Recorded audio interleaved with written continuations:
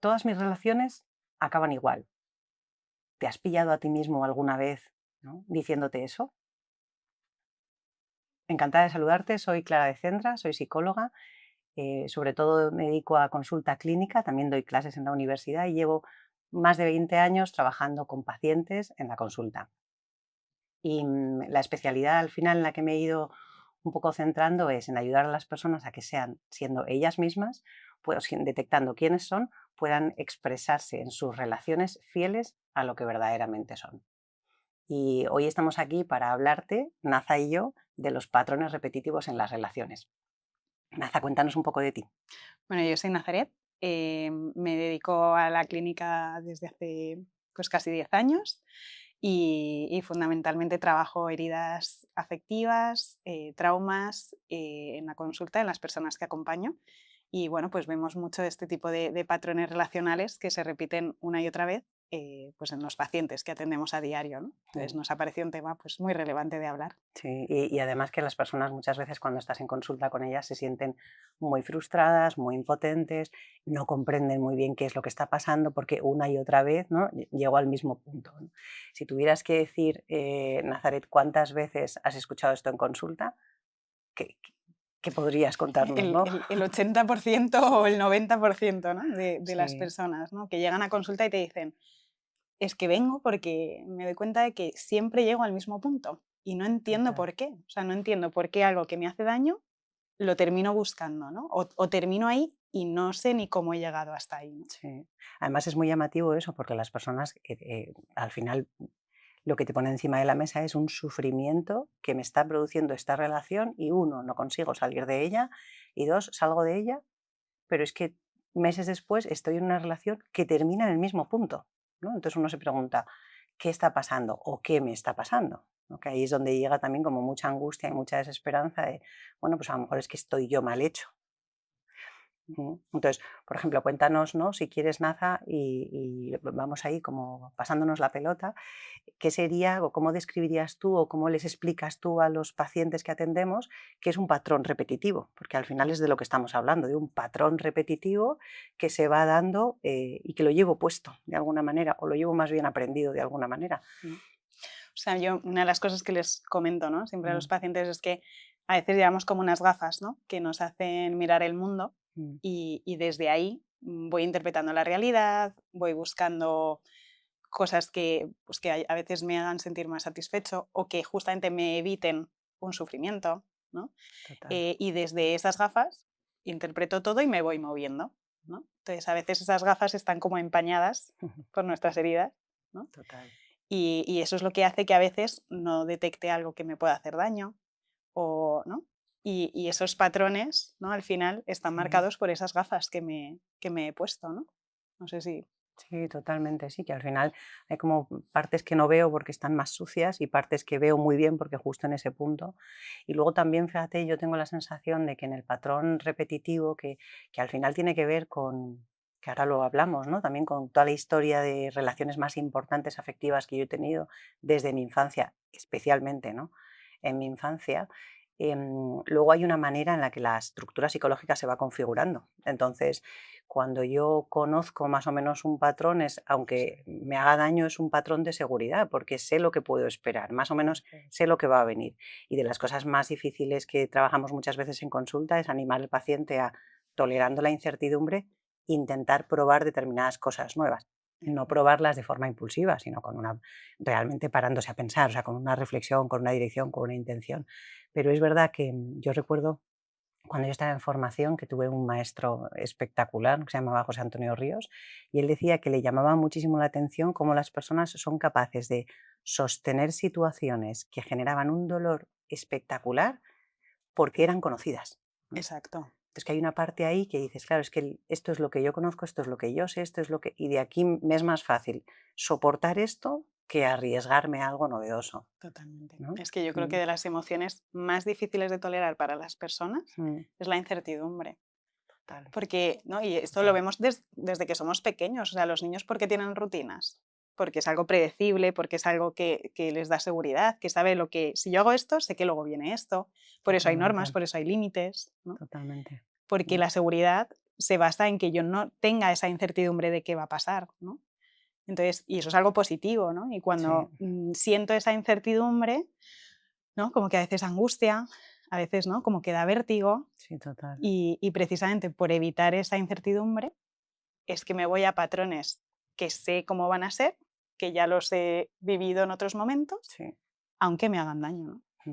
Sí, sí, sí, totalmente. Hay una realidad ahí como de necesidad de control que nos hace buscar ese lugar, que tiene sentido, también un sentido muy antropológico, muy desde cómo está el ser humano hecho, porque las personas somos vinculares, o sea, es decir, nos necesitamos los vínculos, no es algo que podamos elegir, se ve de forma evidente cuando nace el bebé y ahora vamos un poco al apego, ¿no? Se ve de forma evidente cuando nace el bebé que somos seres vinculares. Entonces nos vinculamos sobre todo, ¿no?, a aquello en lo que ponemos o esperamos que nos dé seguridad y a aquello que nos hace sentirnos bien, que nos despierta toda una serie de emociones como amables, agradables. Entonces, es verdad que en esos vínculos, o sea, en esa forma de vincularnos, claro, la pregunta es, ya cuando eres adulto, ya cuando tienes que tomar ya decisiones, cuando tienes que asumir la responsabilidad de tu ser, ¿a qué te estás vinculando? Porque te vas a vincular a la pantalla del móvil, te vas a vincular a la promesa de las redes sociales, te vas a vincular a alguien que te recuerda a alguien de tu historia. O sea, la realidad es que como necesitamos vincularnos, como no lo ordenemos con la cabeza, nos van a salir los patrones automáticos de los que hablábamos, ¿no? Que nos remite mucho a todo el tema del apego, que no podemos evitar hilarlo con eso. El apego es, hay una relación de seguridad que se da de los 0 a los 3, 6 años, ¿no? Luego no es algo rígido que no se pueda movilizar, pero cuesta mucho más, ¿no? Hay que hacer un trabajo mucho más arduo a la hora de ordenarlo, ¿no? Y esto ya sabemos que la investigación lo hila con la forma en la que nos relacionamos de adultos, ¿no? ¿Tú cómo lo vas viendo en consulta también, Naza? ¿Cómo se lo explicas a los pacientes? O cuéntanos un poco como los tipos de apego. O sea, yo en consulta normalmente lo que más vemos es un apego inseguro, ¿no? Tenemos dos tipos de apego principales, ¿no? Un apego seguro, en el que yo puedo tener relaciones con personas en las que yo sé que me puedo tomar distancia y sé que van a seguir ahí, que tengo cierta seguridad para ser yo sin miedo a que me rechacen, a que me abandonen, ¿no? Es como, yo estoy como en casa, en un hogar, ¿no? En esa relación, estoy tranquilo, puedo ser yo, ¿no? Y es un apego seguro, ¿no? Y dentro del apego inseguro vamos a encontrar como tres variantes, ¿no? Y hay dos principales que vemos más en consulta, que me imagino que las verás tú también, ¿no? Que es el apego ansioso, ¿no?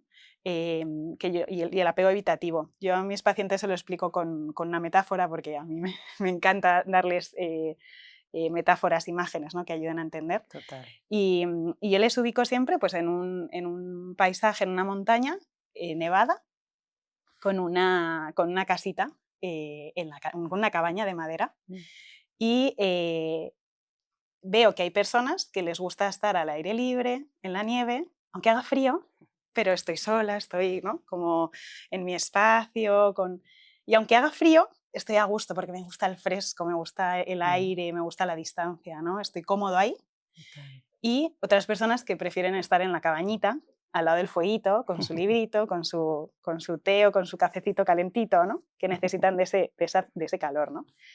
Entonces, la persona con un apego ansioso sería la que está dentro de la cabaña, que necesita el calor, el fuego, la cercanía, ¿no?, el arropar para estar seguro, para estar tranquilo, ¿no? Es decir, es que si tú estás cerca mío, yo estoy tranquilo. En cambio, si me dices que me vaya fuera, tengo mucho frío, ¿no?, y tiemblo y estoy incómoda y no. En cambio, el que está fuera, si le pide el evitativo, ¿no?, está fuera con su espacio, con su...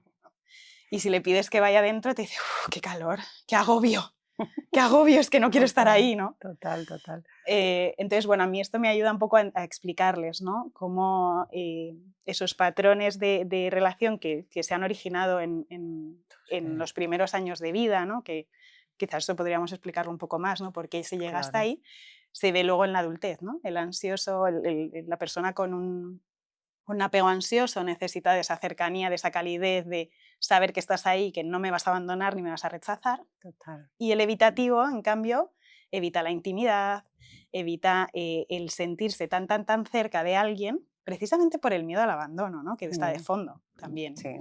Lo que pasa es que la estrategia es distinta. Yo me protejo con la distancia. Sí. Sí, totalmente. Y el seguro a lo mejor sería el que puede estar tanto dentro como fuera, Exacto, ¿no? Como entrar y salir en función de cómo se encuentra o en función de cómo se encuentra el otro, ¿no? exacto. Y aquí yo creo que también se explica muy bien cuando estamos como de adultos, ¿no? De jóvenes en un patrón repetitivo el que no podemos salir y no entendemos qué nos pasa. Y el hilo de fondo es como ese miedo al abandono con una forma diferente de afrontarlo y te encuentras en relaciones, ¿no? O en apegos ansiosos en los que yo lo que necesito, como tú has explicado fenomenal, ¿no? Yo necesito como esa presencia tuya cercana, estar muy notando todo el rato el calor y el calor se puede notar porque me estás dando un abrazo o estás muy pendiente de mí o me estás escuchando o estás muy presente cuando estás conmigo o si noto que te alejas, te puedo montar un pollo. Me enfado, te grito. Entonces lo que al final produce, aunque parezca que en la tensión nos estamos distanciando, de fondo es verdad que nos estamos distanciando por esa seguridad que todos necesitamos para vincularnos de forma ordenada, etcétera, etcétera, pero la realidad es que en la forma, en la capa más emotiva, te estoy notando muy cerca. Ujú. Entonces al final hay un patrón ahí que se repite en el tiempo porque yo lo que no quiero es sentir una Una distancia distancia, tuya. claro. Entonces esa distancia puede ser o bien por las buenas o bien por las malas, pero voy a evitar a toda costa sentir esa distancia. Incluso Mm. el conflicto a veces también es una forma de que tú cuando te vayas de casa me sigas llevando contigo. Tal cual, porque lo llevas ahí en la cabeza. Exacto, y pum, pum, pum, pum. Eso es. Entonces es una manera de decir, de asegurarse, aunque sea como de forma muy inconsciente, que no vas a dejar de pensar en mí, que no hay riesgo de abandono. Totalmente. Sí, entonces es verdad que explica muy bien eso. Y a veces incluso el patrón que vemos muy frecuentemente en relaciones es que se junta una persona con apego ansioso con una persona con apego evitativo, ¿no? Sí, Y están ahí en un ciclo, bucles. ¿no? En un bucle. De hecho, la TFE, la terapia focalizada en la emoción, Sí, habla del modelo de repliegue y, o sea, de demanda-repliegue. total, Y entonces es un círculo en el que la pareja no sale de ahí, totalmente. ¿no? Porque uno busca que el otro esté ahí y el otro esa búsqueda la interpreta como una invasión de su intimidad, ¿no? Y se aleja, ¿no?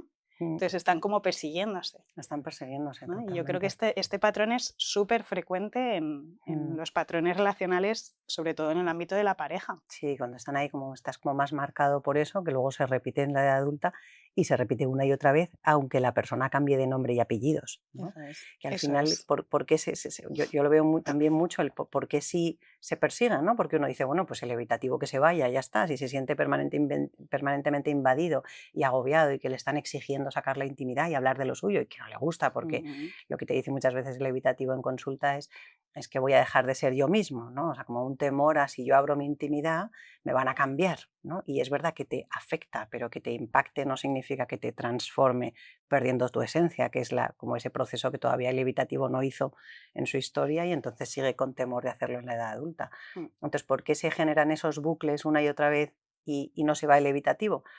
Porque el evitativo en el fondo le da mucho de comer el ansioso. O sea, es decir, Ujú. es que el ansioso está siempre presente. Ujú. Entonces, aunque invade, la realidad es que el evitativo salva su herida, ¿no? Es decir, como no quiere que le abandonen, de alguna manera sabiendo que al lado tiene a alguien que siempre está permanentemente presente. Entonces, Totalmente. es como potenciar aquello que queremos evitar. O sea, el evitativo no quiere que le invadan, pero con su huida provoca la angustia en el ansioso y el ansioso desde su angustia se acerca, ¿no? Exacto. Y entonces, y cuando y lo podemos leer desde el otro lado, ¿no? El ansioso que necesita la cercanía, como el evitativo se mantiene lejos, el evitativo provoca que el ansioso Se acerque, se eso es. acerque, cuando lo que quiere justo es como esa distancia. Entonces, es verdad que que lo vemos muy común, o sea, como Muy muy frecuentemente, sí, frecuentemente, totalmente, un apego ansioso con un apego evitativo. totalmente. Sí, sí, totalmente. Me venía ahora cuando hablabas, ¿no? Sí, Esa parte de, y esto se puede trabajar, ¿no? Es decir, te estaba haciendo la porque, misma pregunta. claro, y esto se puede trabajar, ¿no? Porque a veces Sí, parece que esos patrones, yo creo que muchas personas, ¿no? Que acuden a sí, consulta, y me imagino que las que no también, totalmente. se sienten a veces como embucladas, incluso como un bucle que va hacia abajo y que va mellándome Y va mellándome, de hecho, en mi total, autoestima, en la imagen de mí mismo, ¿no? total. En muchos aspectos de la persona, ¿no? Entonces se me ocurría, ¿no? ¿Cómo trabajas esto? Totalmente. Yo voy a coger una cosa que has dicho y luego entramos en el trabajarlo. Mm. Entonces, hay una realidad que lo que tú dices al hilo de que es que me va mellando, realmente lo que termina muchas veces pasando es que esas relaciones se rompen, porque Ujú. el nivel de angustia que viven tanto la persona que padece, ¿no? Y digo padecer porque no lo elige, no lo quiere, sino que se da cuenta de que le pasa, el nivel de angustia que padece el uno y que padece el otro son tan fuertes que terminan como lesionando, lacerando, ¿no? Es una gota que termina al final haciendo un agujero. Entonces, Mm. hay personas que antes de que se les haga el agujero, pues porque están un poquito menos heridas, son capaces de salir de ahí, y hay personas que no, que se quedan ahí hasta que aparece un tercero, hasta que la vida lo provoca, pero se rompe como esa relación. Entonces es verdad que deja un eco importante para mí en la estructura psicológica, al hilo de lo que decías, porque las personas cuando externamente intentamos y no conseguimos, bien porque las expectativas son falsas, bien porque estamos en bucles de los que nos podemos salir, la mayoría de las veces no pensamos que es que lo de fuera, no cuestionamos si lo de fuera está mal, Mm. terminamos cuestionando, aunque no sea consciente, que yo estoy mal. Mm. ¿No? Entonces Mm.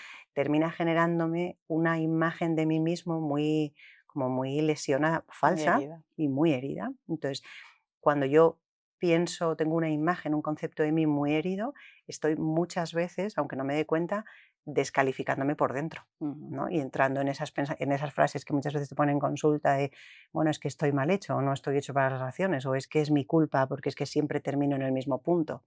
¿No? Entonces encima se sobrecarga algo que yo he padecido y encima luego en la edad adulta me sobrecargo como si fuera mi culpa y mi responsabilidad. Claro, se hace una No, atribución personal total. de todo este patrón, esta dificultad. Total. Mm. Entonces, desde ahí, claro, nosotros lo trabajamos en consulta, ¿no? Cotidianamente es verdad que vemos que gracias a Dios sí se puede trabajar, ¿no? Y además se puede trabajar, em, te hago la pregunta, ¿no? Te lanzo la pregunta, ¿no? Se puede trabajar, y cómo lo trabajamos si lo hilamos con el tema de las heridas afectivas, que ahora todo el mundo habla de las heridas afectivas, ¿no? O sea, si nosotros lo llevamos a ámbito clínico, la herida afectiva lo traduciríamos, por decirlo de alguna manera, a un impacto negativo de una emoción negativa no procesada. Eso sería como lo traduzco en mi cabeza en el plano psicológico. Entonces, te lanzo la pregunta, ¿no? Que tú además trabajas súper bien trauma. Entonces, ¿cómo haces tú cuando te encuentras a lo mejor con un patrón? ¿Qué tips podemos dar? Y decir, mira, pues puedes venir a consulta y te va a ayudar, Mm. pero a lo mejor también, ¿no? El camino va un poco por aquí. Mm. ¿Cuál sería como ese camino de integración personal? O sea, yo creo que en general para romper los patrones, la primera parte que es fundamental Mm, es tomar conciencia de mi historia y de mi total, vida, total. ¿no? Y cuando yo analizo mi historia, Sí, ¿no? Ahí es donde puedo ver aquellos eventos o no eventos solo concretos, a sí, veces son cosas que pasan como más desapercibidas, ¿no? Pero como es un río que va erosionando una piedra a medida que va pasando, ¿no? total, Por un punto del total. río, ¿no? Sí, Entonces creo que es muy importante como conocer cada uno nuestra propia historia, ¿no? Identificar qué cosas son las que me han podido herir y desde ahí también em, intentar comprender mi presente a la luz de mi historia, ¿no? Yo en terapia siempre les digo a mis pacientes que nosotros el foco de la terapia es el presente mm, y tenemos miradas periféricas, ¿no? Esta mirada que ujú, mi ojo tiene, que yo veo mi mano, pero no le estoy viendo, no estoy mirando mi mano, ¿no? sí, sí, Y las totalmente. tenemos miradas periféricas hacia el pasado y hacia el futuro.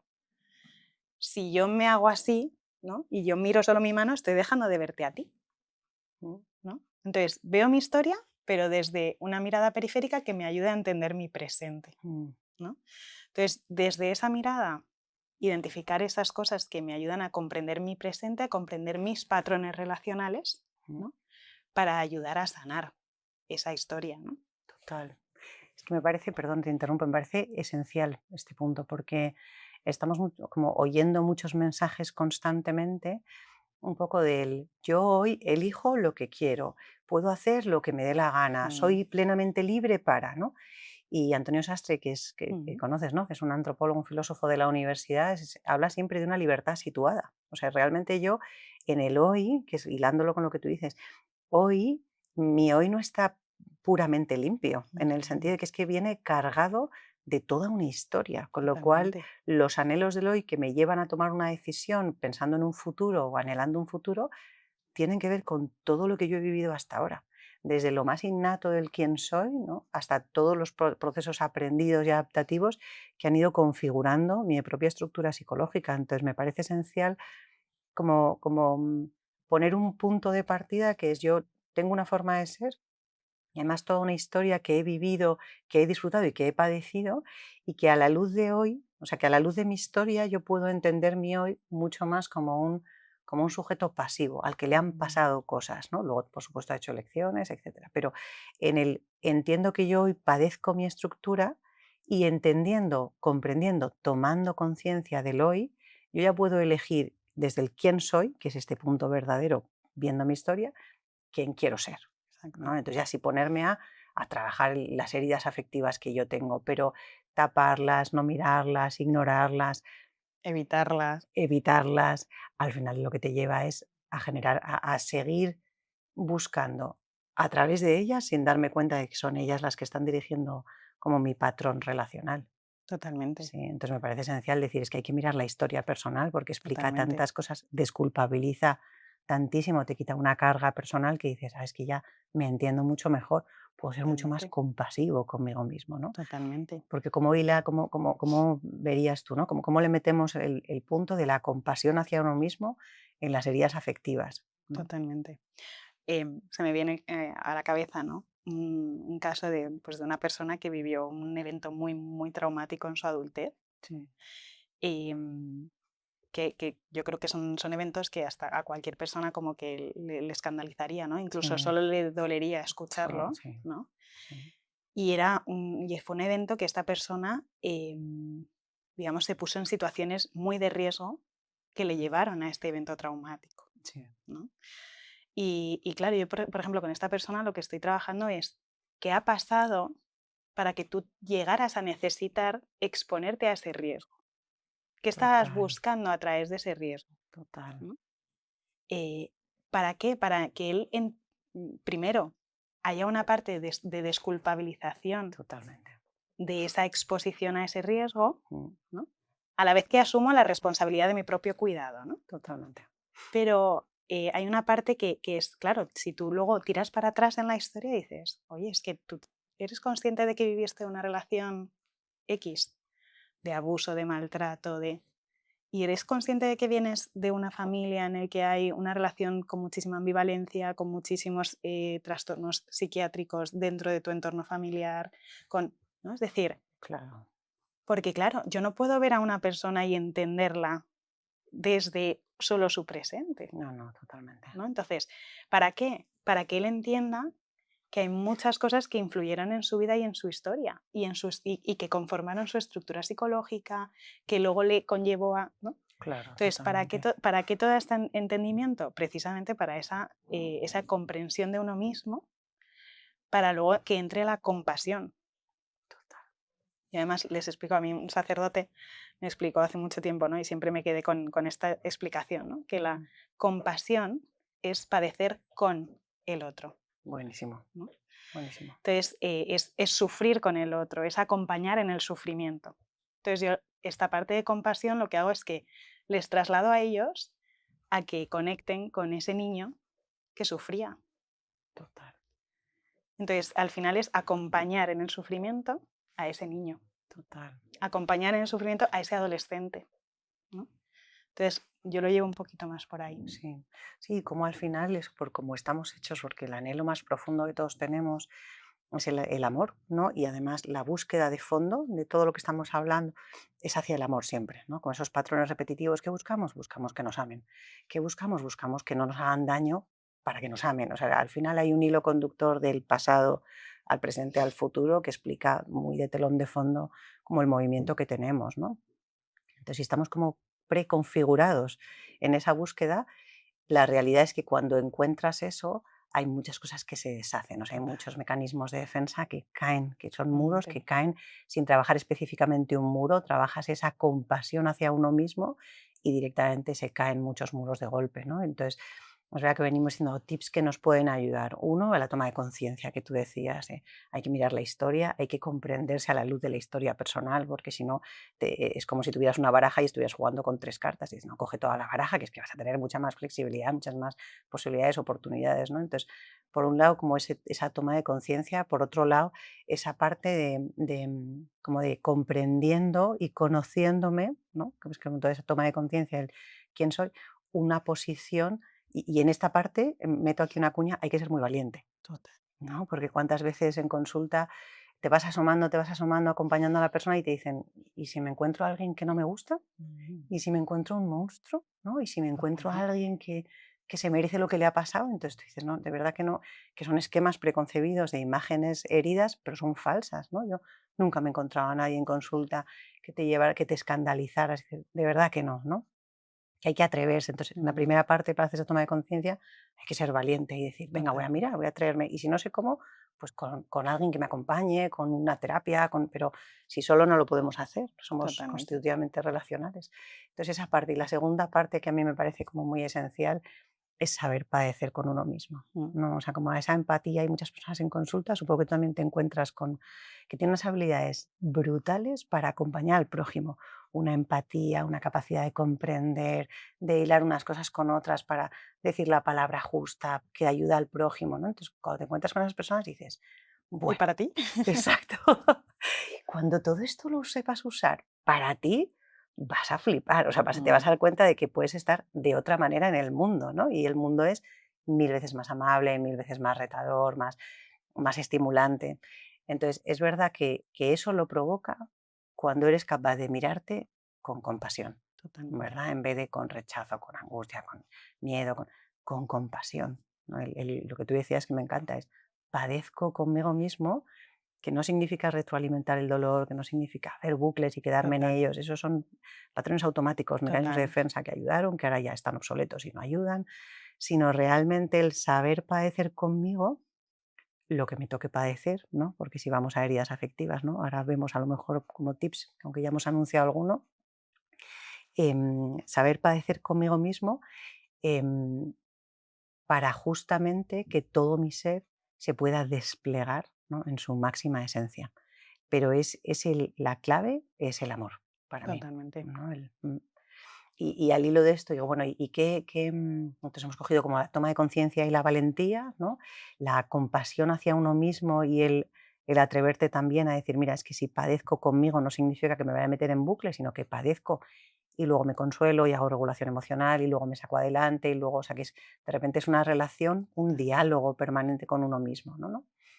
Y en este punto es cuáles serían a lo mejor los, no sé, los 3 tips que tú te has encontrado, las 3 heridas como más marcadas de que el patrón repetitivo que se da aunque me haga daño, la raíz sabemos que es el anhelo de querer sentirme querido, pero ¿qué 3 puntos? Digo, mira, tenemos que procesar estas 3 emociones, ¿no? Tengo que saber compadecerme con qué Como 3 a lo mejor, emociones ¿no? más frecuentes, ¿no? Que Sí, están. más heridas, más... O sea, yo veo que que para poder también salir de esos patrones, ¿no? Tengo que aprender a tolerar ciertas emociones Eso, total. y dentro de esas emociones, para mí, están el abandono, o sea, más relacionado con Total, con la soledad, sí, que debajo de soledad podemos incluso conectar con la sensación de vacío, sí, ¿no? total. De Entonces, desprotección, de desamparo, ¿no? exacto, ¿no? Entonces, o sea, si tuviera que decir tres, ¿no? Sí. Sobre todo la soledad, Mm, el vacío y el miedo, fundamentalmente. Porque el total, miedo muchas veces es que o sea, es que se apodera de nosotros, total, ¿no? total.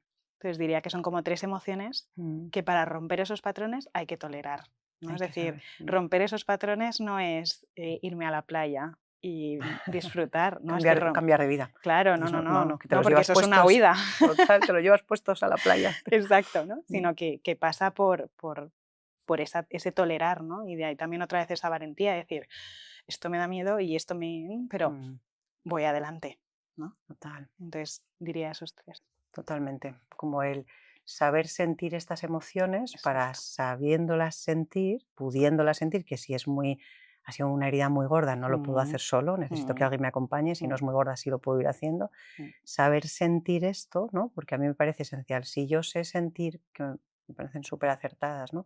Si yo sé sentir estas emociones, entonces puedo gobernar más allá Exacto, del impulso emotivo. O sea, podemos correcto. poner en relación inteligencia, afectividad y Eso, voluntad para que las decisiones que yo tome eso es. realmente tengan un fondo que es que hagan un bien, que me hagan un bien, y esto no es ser egoísta, ni ser narcisista, ni ser egocéntrico, o sea, es la responsabilidad del adulto, ¿no? Y del que el joven asume, empieza ya asumiendo en la juventud. Yo necesito responsabilizarme de mí mismo. Total. ¿no? Entonces, para responsabilizarme, las decisiones tienen que ver con que yo vea un bien en la decisión que voy a tomar. Entonces, si estoy en una relación que permanentemente me hace daño, pues a veces tengo que tomar la decisión de decir, mira, o paro este patrón, ¿no? Exacto, O rompo la relación, eso o es. necesito relacionarme de forma buena, ¿no? Exacto.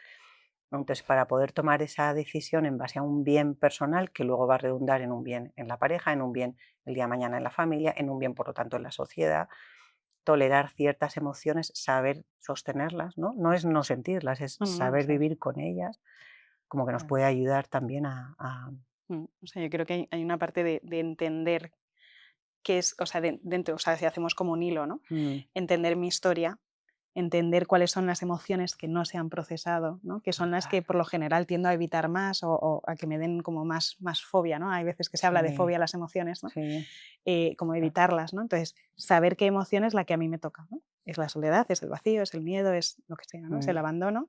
Yo conecto con eso, aprendo a sentirlas, aprendo a tolerarlas, aprendo a serenarlas para que mi cabeza me permita ver más allá de esta emoción, me permita total, buscar un bien para mí y que ese bien se lleve a la acción, ¿no? O sea, que esto me totalmente, permita que esto funcione para que aquí haya comunicación entre el corazón y la cabeza y que eso me permita buscar un bien en la acción, ¿no? total. Y yo en esto diría como el último tip, ¿no? De decir, esta acción parte de una libertad que va a ser más real si mi emoción está más serena, está más tolerada, está Tal más... cual, ¿no? tal Entonces, cual. cuando esto está, yo soy más libre para poder elegir un bien, ¿no? Entonces, quizá Total. también yo una de las cosas que le digo a mis pacientes es, tienes que tomar conciencia de que tu presente es en el que puedes actuar, Tal cual. ¿no?